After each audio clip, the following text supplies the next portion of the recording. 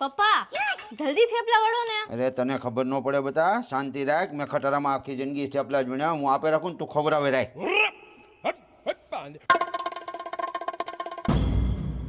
બૈસારાવની ઘરવાળીઓ ગઈ ત્યારના હાવ અડધા થઈ ગયા. હા ભાઈ, આ પરિવાર મળ્યો ને 15 દી ગોદવી લેવાયો.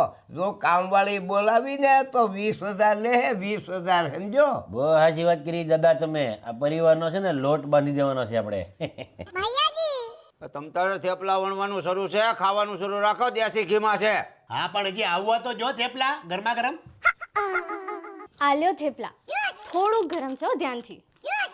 અમે લઈ લેવું હાથે. મેથી વાળા છે ને,